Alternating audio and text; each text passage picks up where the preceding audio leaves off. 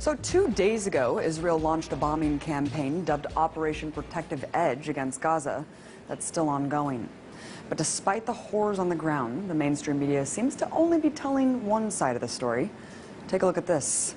From the Wall Street Journal, Israeli air defense intercepts more rockets as fighting continues. And the LA Times goes on to declare that Palestinian rockets reach farther into Israel. And lastly, the New York Times makes it seem like there's an equal playing field by stating Israel and Hamas simply exchange fire. Well, I guess I really can't expect more from a media apparatus that essentially works as stenographers for the U.S. government. Let's take a listen to what the issue is being framed by the White House. We strongly condemn the continuing rocket fire into Israel and the deliberate targeting of civilians by terrorist organizations in Gaza. No country can accept rocket fire aimed at civilians, and we support Israel's right to defend itself against these vicious attacks.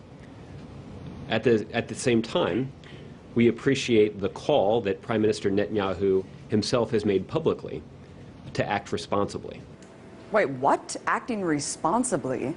I must be in the twilight zone, because to me, the collective punishment of an entire population is the opposite of responsible. So, what's the reality on the ground?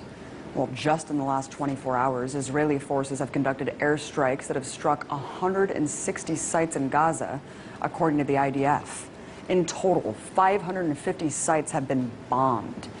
And considering the fact that Gaza is one of the most densely populated places on Earth, with over 1 million inhabitants, any aerial strike conducted in the region almost certainly means civilian deaths.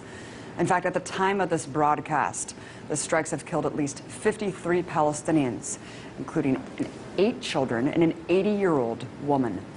According to the Palestinian Minister of Public Works and Housing, at least 50 homes have been destroyed so far and 1,700 damaged. So when the IDF talks about hitting, quote, Hamas targets, remember that Hamas is the democratically elected leadership of Gaza, which could mean any government building or social services for Palestinians.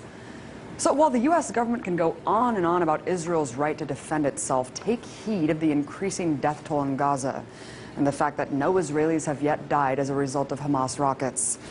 Look, I denounce deadly force on both sides.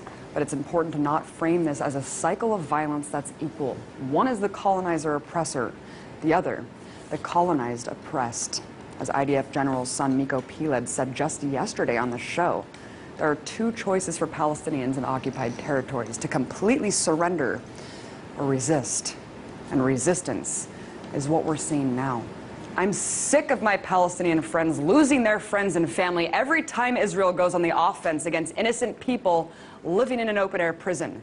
So if demolishing homes, conducting mass arrests, and bombing civilians is, quote, responsible, I shudder to think how many people have to die in order to define irresponsibility.